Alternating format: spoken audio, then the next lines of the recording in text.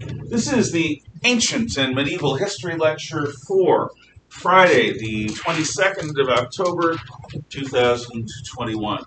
Electronics should be in the pockets, and your notepad should be out. Last time we discussed human nature, the human condition, the problem of evil, and the fact that all societies have to deal with these things. To design or live in a society that refuses to acknowledge these things usually has the same problem as a person who's conducting a science experiment but doesn't understand why you don't want to mix acids and base fluids, or who's studying life but doesn't acknowledge the difference between flora and fauna.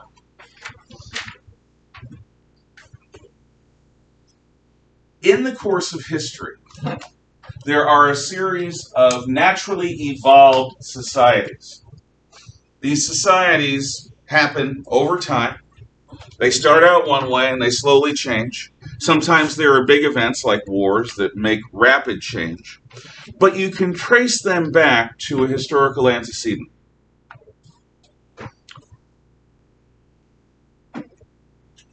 Others try to set up an ideal society, and they design this society in their heads. Plato's Republic is an ideal society. Marxist communist utopia is an ideal society. The kind of anarchy that fashionable wealthy people espouse is an ideal society. Ayn Rand's objectivism is an ideal society. In all of these cases, what the idealists do is they try to use their logical faculties and their imagination and maybe even their common sense to try to imagine what a better society would look like, what a society that worked reasonably and logically and along lines that made sense on a theoretical level would look like.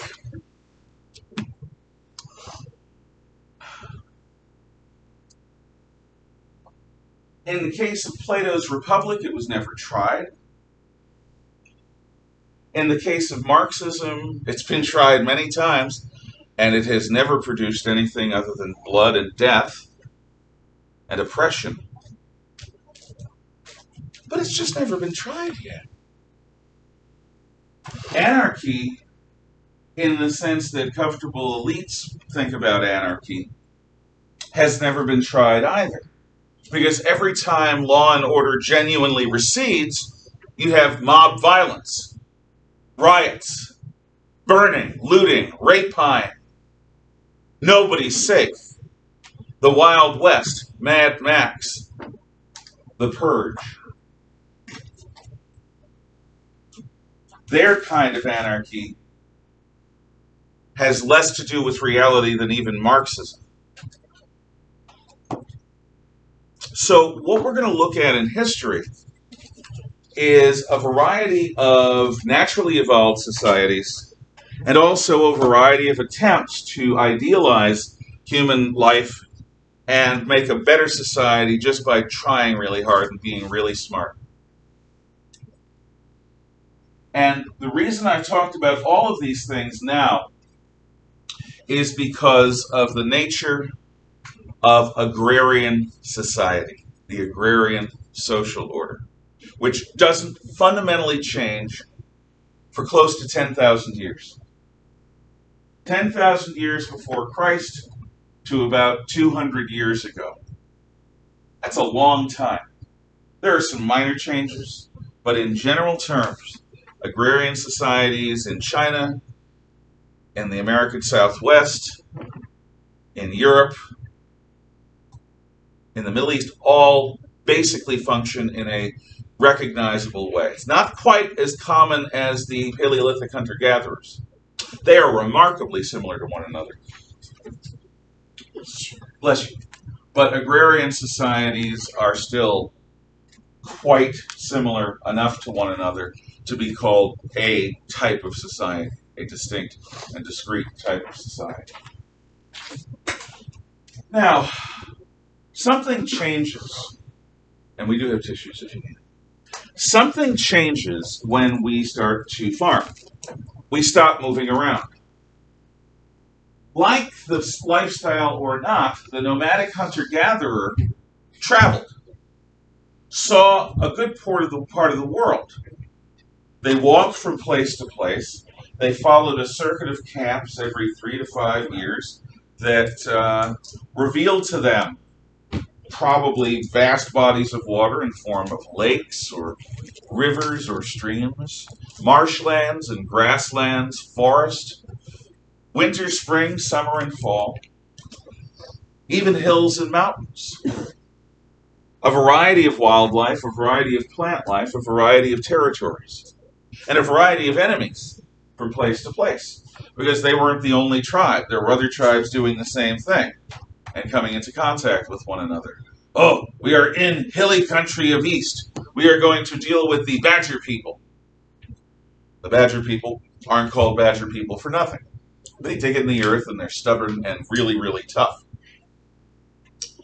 So, when we settle down and become sedentary farmers, this changes. And what happens is that the vast majority of people in agrarian societies are born within a 50-mile radius of where they live, bless you, almost all of their lives, and where they die. I was born in this town. I was raised here. Spent my life here. Married my bride here. Had my kids here. Got old here. Gonna die here. Gonna be buried here. Which is fine. I'm a nomad. I envy, in some sense, that sense of place that people who've been able to live in the same place most of their lives have. On the other hand, people like that don't develop a certain perspective. I don't travel. I don't have the money to. And to be quite honest, I hate flying so much that if I could travel rapidly enough by ship, I'd go places. I have no desire to fly unless I absolutely have to. And as a consequence, I admit, Mr. Hall, who drives across the country when he goes back home to New England most summers, has seen things in the United States and has a sense of the scale of the United States that I lack because I came from the Northeast and just flew out here and have flown back ever since. I've never driven. So I haven't seen Gettysburg. I haven't seen Washington, D.C. Nor have I, like Dr. LeBlanc, or I think Mrs. Bright, traveled to Europe. And I teach European history. It's kind of funny. What I have is what I have, which is a lot of knowledge. And I seek out and talk to people who are from Europe and who are from around the world to try to get an insight. It's not the same thing as being there. So a person who is limited to one environment has a lack of perspective. They don't understand, really bone deep understand, what life is like in a different kind of place. For example, if you've grown up around here, you have no idea how annoying humidity can be. Humidity is truly horrible. In New England, we had massive humidity. In New York, too. In the southeast, like Georgia, South Carolina, forget about it. You might as well just say, I'm going outside to take a shower, because you walk outside and you're suddenly soaked. Yeah. When I moved here, I was super surprised because I lived in Oklahoma where it's extremely hot and humid. Yeah. The shade does nothing for you. No. The air is just so laden with water. And it's not comfortable. You know, if you've never experienced humidity, not real humidity, you might say, oh, that's kind of nice. Everything's sort of wet. No. It's like breathing velvet. It gets old very, very quickly. I remember summer nights in Connecticut, you go outside and the streets are soaked. And there's not been rain for a week or two.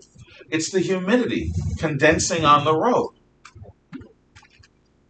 What's worse is you have a really violent thunderstorm and you think, oh God, this is at least going to clear away the humidity. Often it does, but sometimes it doesn't. That's really annoying.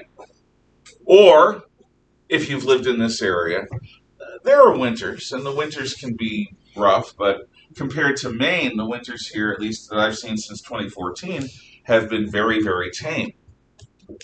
Maine has nor'easters, which are these, massive storms where we have snow lightning and, snow, sleet, hail all at once, and it's just the freezing, the cold, the degree of precipitation, all that stuff is much worse than anything I've seen in Idaho. In fact, in New England, the weather is very changeable, day to day. In Idaho, usually you have a weather pattern that lasts a week or two, and then it changes to another one that lasts a week or two. It's much more regular. Not to mention the tropics, which I've never been to, and I have no intention of going if I can. Can you imagine what teeming masses of humanity smells like? Yeah. So, humidity is like wearing a mask the entire time. Yeah, it is. Except it's over your eyes, your nose, your ears, and you can't take it off. Air conditioning is such a blessing. And it's no surprise that after we start making air conditioning more common, suddenly people move to the American South because it's livable. In a place like Oklahoma, if you don't have air conditioning, it's murder.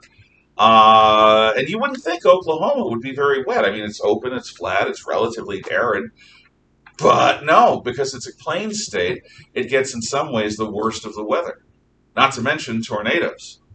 Texas is the same way. Yeah. Every Friday we did. They turn on the tornado alarms to make sure they work. Yeah, because you need them. Dorothy and the house spinning away, that's no joke. You go on YouTube and see how it's like an artillery hit. Tornado just goes through a neighborhood and it's flattened. My dad used to live in Oakland, like when he was a kid, with his dad. And basically, when a tornado would come along, there'd be like these like groups of like trailers just next to each other. And you'd go there and like one day and they'd be there, and then everyone would be like talking, and then the next day, like trailers would be like thrown like half a mile. Yeah.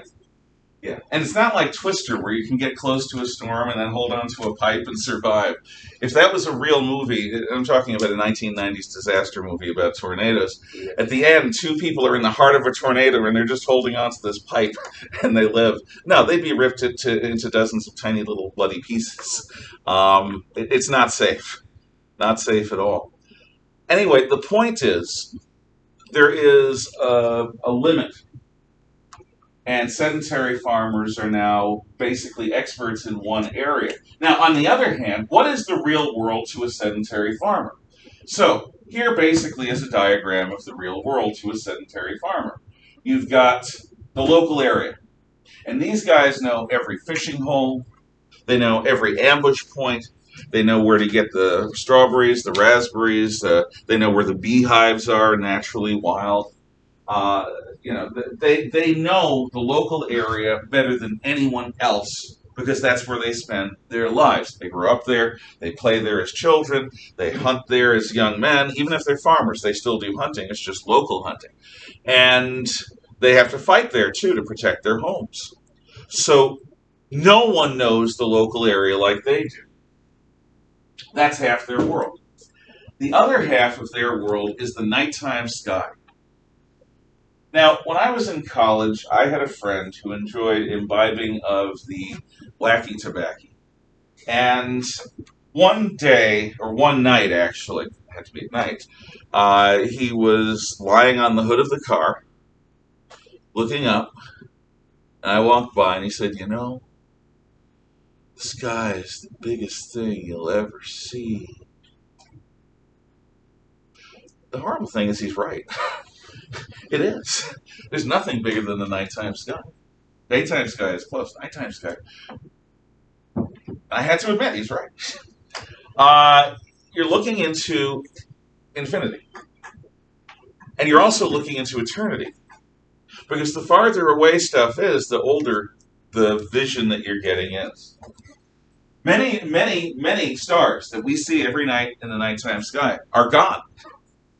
They're not in the same place, or they're destroyed because they've burned out. because the universe is bleeping huge. And we only can see so far. When we got the space telescope, the Hubble, up in the 90s, and we're putting a new one up now, we suddenly found that the universe was even deeper than we thought. Now, I don't have depth perception the way all of you do, unless you have a bum eye like I do. So I have to take it for granted. But even I, when I'm away from city light pollution, look up into the night sky on a really clear night, like we're going to get in late autumn, and go, wow, because even I can see the depth. I can see the Milky Way. I can see, it's like falling into a bottomless well. What you guys see must be incredible. This is where astrology comes from. Because for these local people, the world is the hometown and the universe. That's it. No broader region, no country, no continent. The local hometown area and the night sky. So, you got a shooting star. Actually, it's usually much quicker than that. And the night you see a shooting star, Farmer Brown's cow throws a calf, stillborn. In other words, Farmer Brown's cow, supposed to have a healthy calf, doesn't. Calf is born, dies, or is born dead. And that's disgusting and horrible and sad. And of course, the falling star presaged that, predicted that, announced that. Or you see a comet in the sky for a few weeks, and that comet happens to be there when there's a forest fire, when a guy goes psycho and kills his family and then himself, where raiders come and burn out a couple of farmsteads, and when people start getting sick. Of course, there's a connection. There has to be. Why else would you see this baleful sign of doom in the sky when all this nasty stuff was happening? And then it kind of stops when the comet goes away. What sign were you born on? My abuela, my father's mother, was from Arecibo, Puerto Rico. And that's where the giant radio telescope used to be. And she cast horoscopes for people. The local people in New York who came from Puerto Rico came to her because they thought she was wise in these things. And when she did a chart on somebody, an astrological chart, she, to the best of her ability, found out exactly when that person was born, to the minute, to the hour, to the day, and precisely where they were born. It's not just, were you born, in the sign of Sagittarius like I was? No, she would find out in detail as much as possible what the stars were like on that night, precisely at the moment of your birth. And what astrology is based on is the intuitive belief that things in the heavens dominate things on the earth or reflect things on the earth. Shakespeare once wrote, "The fault, dear Brutus, lies not in our stars, but in ourselves," because Brutus had been saying, well, Caesar beat us, or Mark Antony and Octavian beat us, because we were born under bad stars. Our signs were bad. No. Cassius says, "The fault, dear Brutus, lies not in our stars, but in ourselves." So, if there's an eclipse, and the Joneses fight, and a kid goes missing, the eclipse hid the kid. The eclipse had something to do with the kid's disappearance. The eclipse had something to do with the Joneses, who usually get along very well with one another, suddenly going hammering tongues at one another, almost violence. It makes total sense when your entire world is the hyperlocal and the universal. What happens here reflects here. What happens here reflects here. And that's why to this day, newspapers print your horoscope. Because even now, in the age of space travel and satellites and the internet and all the other wonders that we have, people, lots of them, still have this notion, what's your sign matters. That an Aries is going to be more bellicose, a Sagittarius is going to be more fiery, an Aquarius is going to be more calming because that's a water sign. And all the other things that various people are supposed to be based on their signs. This is where it comes from. And if you ever wonder why agrarian societies tend to be more conservative and traditionalist than city folk, it's because city folk, even if they stay in their neighborhood their entire lives, are going to be encountering people from all over the world. Because cities are where people go to trade. And so you have long distance trade going on. You also have people who are trying to sell an idea or sell an invention, and you don't go to the countryside for that you go to the city. And maybe your homeland says, get the hell out of here, so you end up going to another place. Cities are cosmopolitan in the sense that they're going to have all different types of people rubbing shoulders with one another. The countryside, usually, you're born here, you grow up here, you live here, you marry here, you die here, after having children, probably. So, any questions on this whole universal scale, local scale astrology thing? Okay. I once heard a line from a space opera called Babylon 5. Actually, my favorite TV show. And a human being is talking to a creature that's been around since the dawn of creation.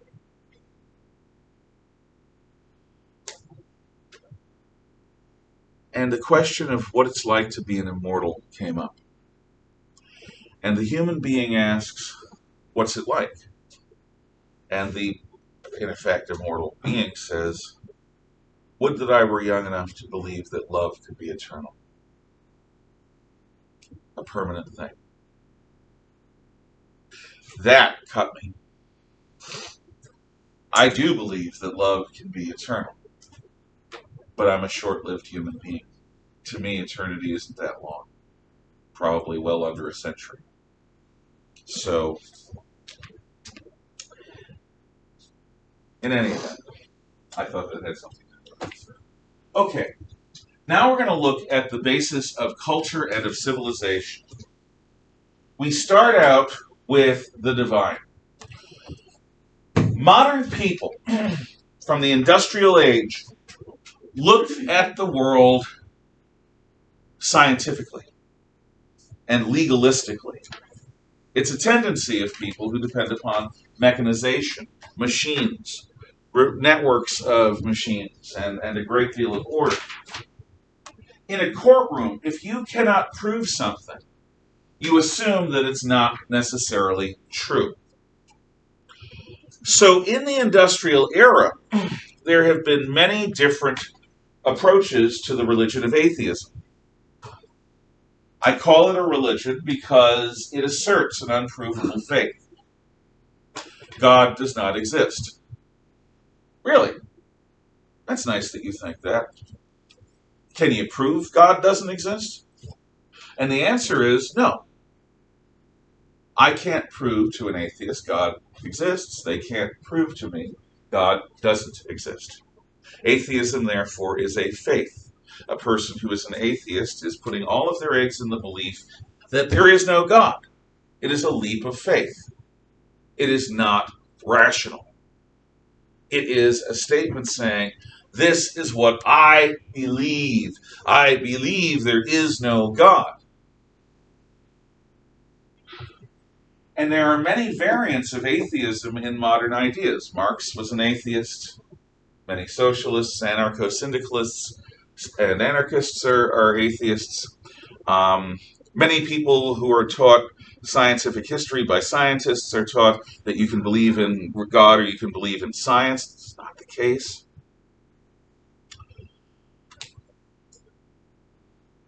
But in pre-industrial times, people knew differently. Before 200 years ago or so, when we started building factories, everyone depended upon the crop, the harvest. And no one could control that harvest beyond a certain point.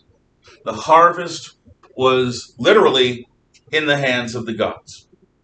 I told you a couple of classes ago, a farmer has to have incredible courage because they're taking their entire future and they're gambling that what goes on in that set of fields is going to be enough to keep them and their loved ones fed.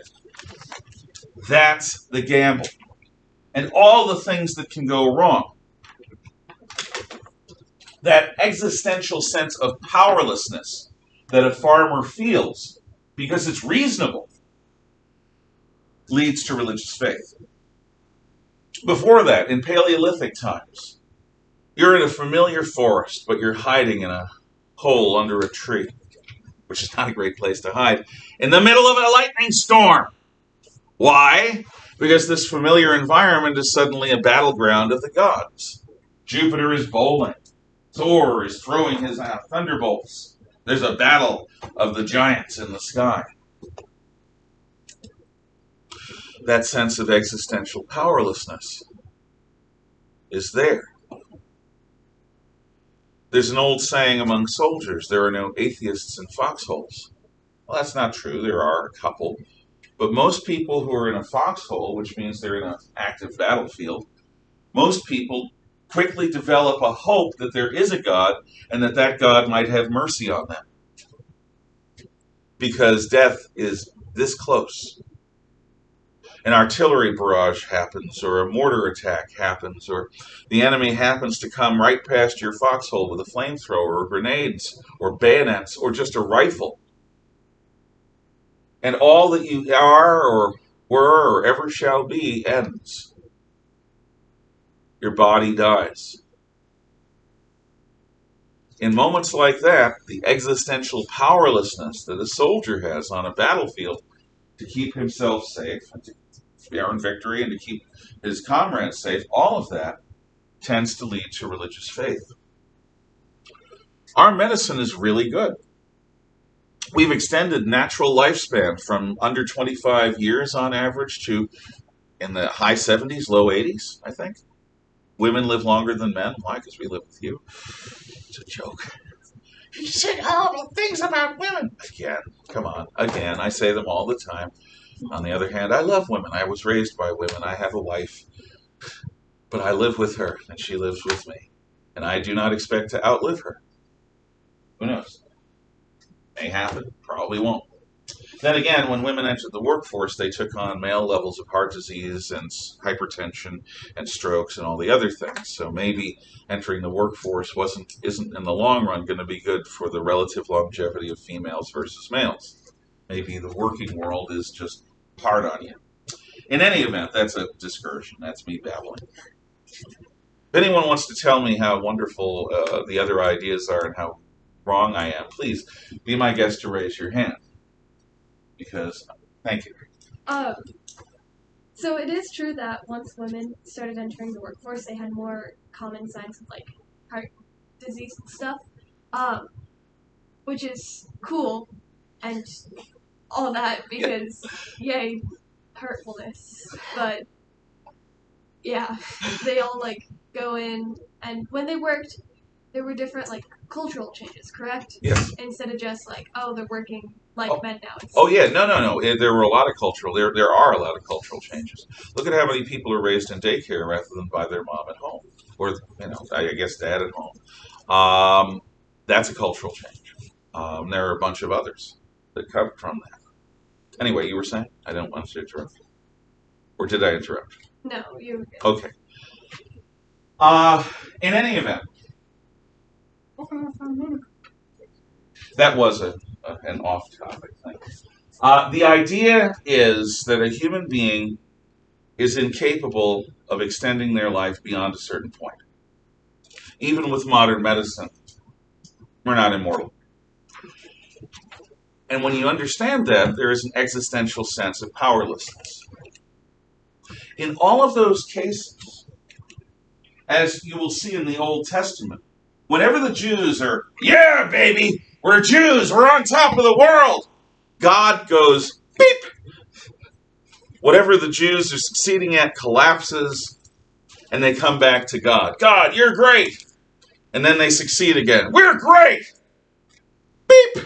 God, you're great. Again and again, there is this cycle in the Old Testament. Pride goeth before the fall. And in historical cycles of civilization, the same sorts of thing happens. Pre-industrial peoples, whether they were agrarian or hunter-gatherers, they knew that there was some kind of divine power or powers. How could it be otherwise? We live in a world of miracles and of wonder. Today, we live in a world that's just matter, as if all the magic has been taken out of nature and out of life. And our society has as a default setting, well, there are these religious traditions, and there are people who cling to their God and their guns, but in general terms, smart people just know that the science explains everything. Behind most cultures and most civilizations, the cohering idea is a sense of who the divine powers are and what they want and why our lives are as they are. Religion, or a philosophy that takes the place of religion, is at the heart. The closest we come is our civic religion that believes in freedom. The Constitution is our Holy Scripture. The Declaration of Independence, our Old Testament. The flag, our crucifix.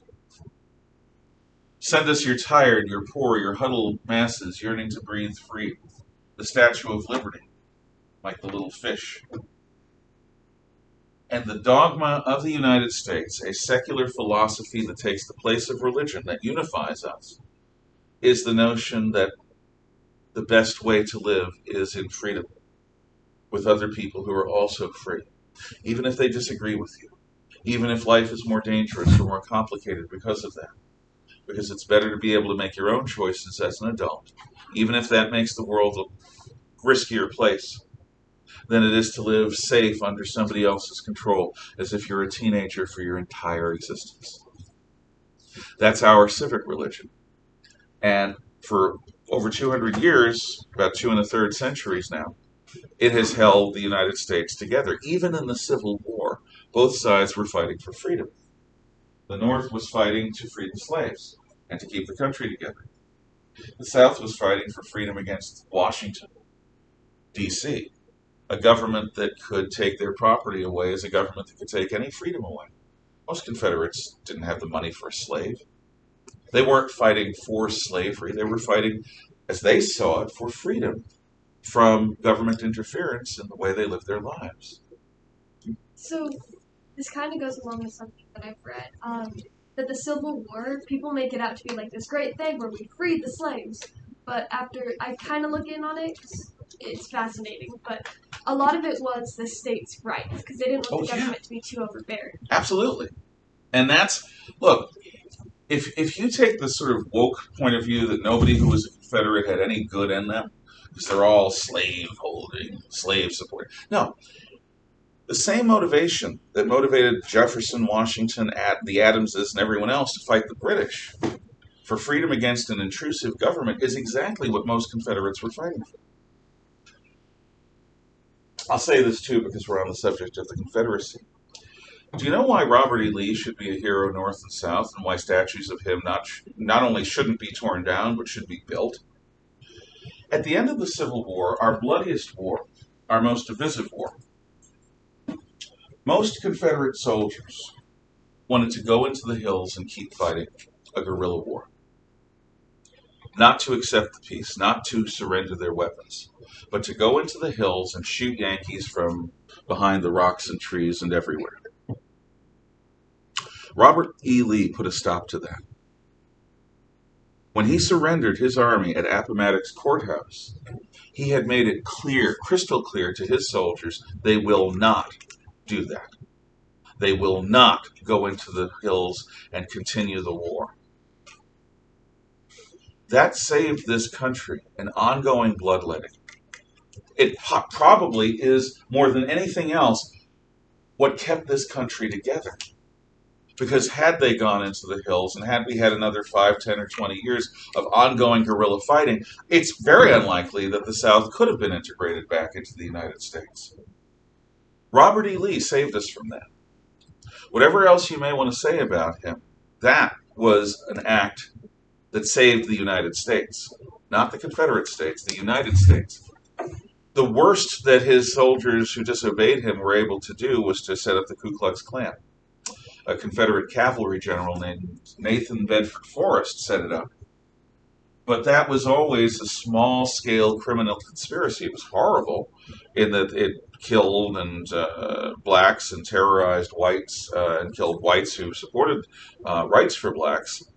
But it was always a small group, always disorganized. Because Robert E. Lee said no, and most of the soldiers who followed him obeyed him. Just a thought. So, at the heart of most civilizations is a concept of the divine, a sense of who the gods are and what they want from us, which is a very unmodern way to look at life, but it's true. Now, legitimacy is the first vocab word of this section. Legitimacy. Write it down. Legitimacy. Or find it in your notes. Legitimacy. Legitimacy. And what legitimacy means is the moral right to rule. The moral right to rule. Legitimacy. Legitimacy. The moral right to rule.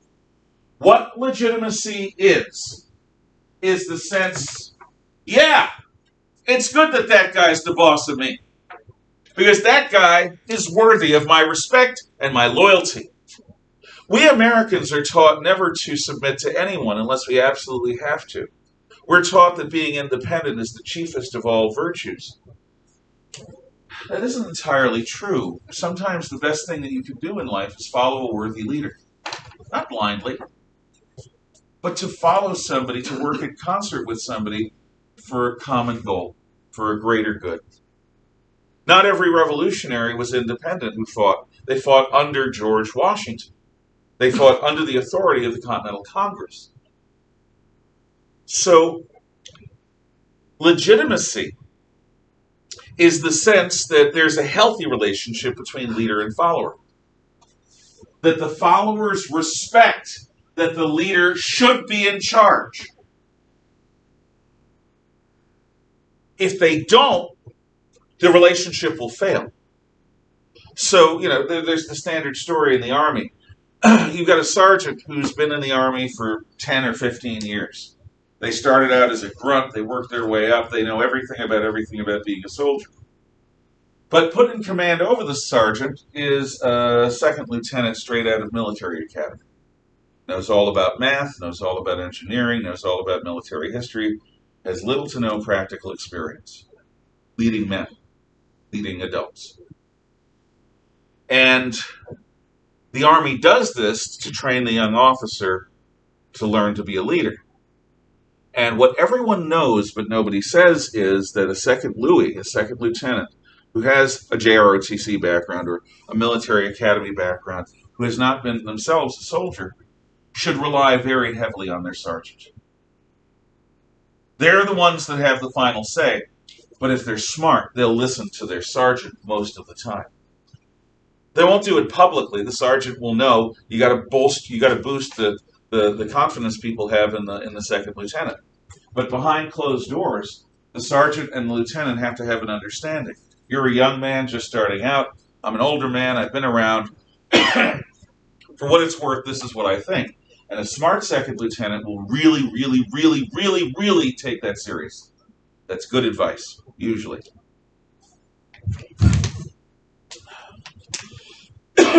If the second lieutenant refuses and goes his own way because he's prideful or nervous, everyone will lose respect for him.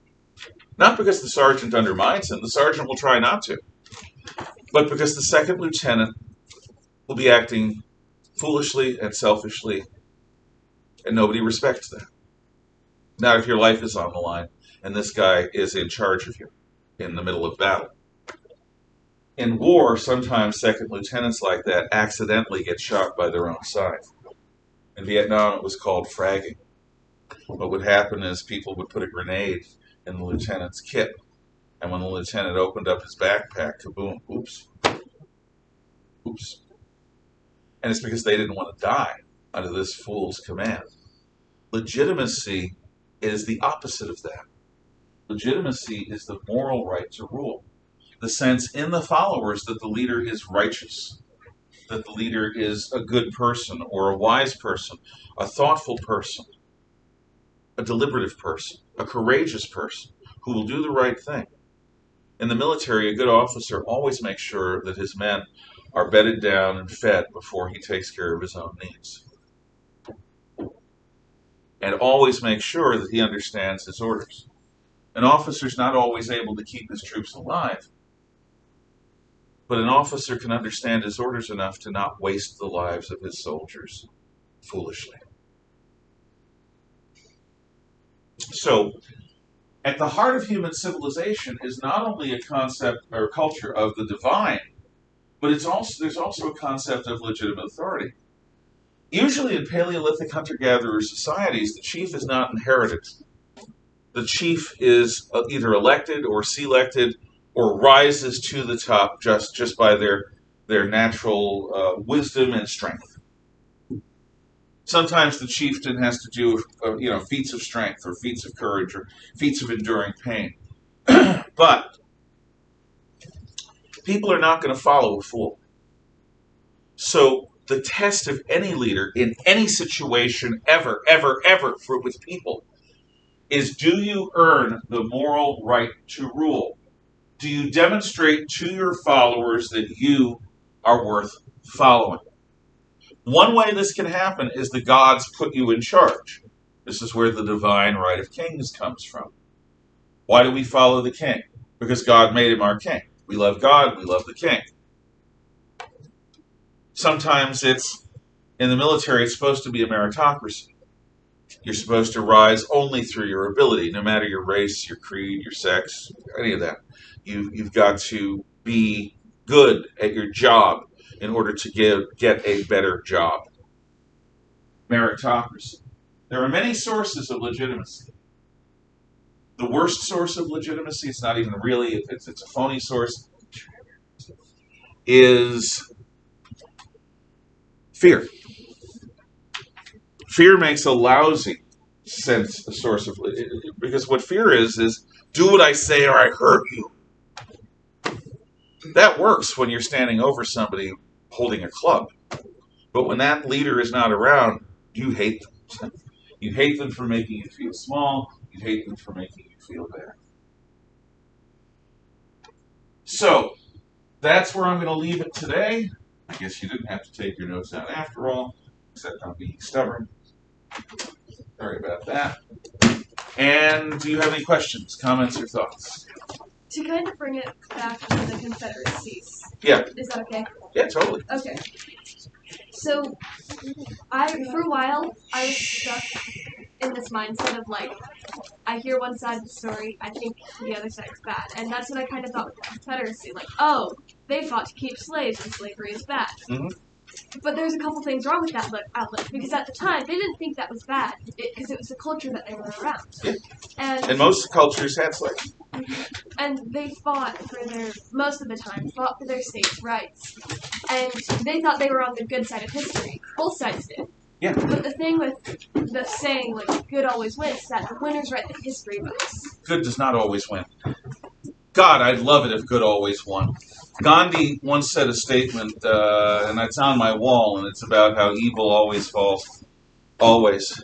Yeah, it may always fall, but it takes sometimes hundreds of years to fall. And lots of people are grounded to dust by it. Unfortunately, good does not always win. You're right that history is written by the victors. Now, somebody like me who pretends to call himself a historian, it's my job to make sure that I'm not just buying and selling propaganda. I don't think it's wrong to take sides. In fact, when I read history, I take sides. I get emotionally involved because that makes me more focused. But I have to be able to put on a pro-British or a pro-Union or a pro-Confederate or whatever point of view. I put it on, I use it to help me understand things better, and then I take it off. Because the Nazis often believed that they were doing just work. Communists often believe that they are building a better utopia future. The thing about real human conflict is that it is rarely involving mustache-twirling villains who are over the top, obviously evil. Good people on both sides. Now, I, in the end, deem communism and Nazism to be blatantly evil and wrong. Not just because I'm on the winning side, but because I look at the ideas. But I can understand how a smart, good person could follow those ideas. And that's where humility comes in. I think you're talking about humility, if you don't mind me saying. That's a good thing. Yes? If you think about it, everyone's the good guy on their own from their own perspective, their own story. Indeed.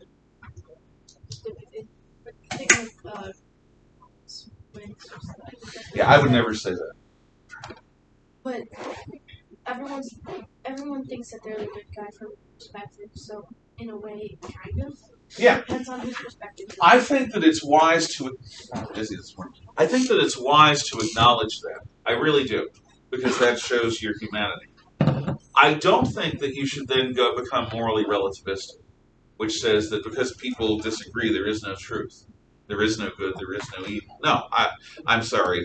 Digging a ditch and shooting every man, woman, and child who happens to be Jewish—that's freaking evil. And even if the people who did it thought it was good, it's still evil. I think you can do both, but what it has to do with is a flexibility of mind that allows you to say, yeah, I understand good people could believe in this, but I disagree with them. And I think it's bad that they won this war, or good that they lost this war. Does that make any sense? Yeah.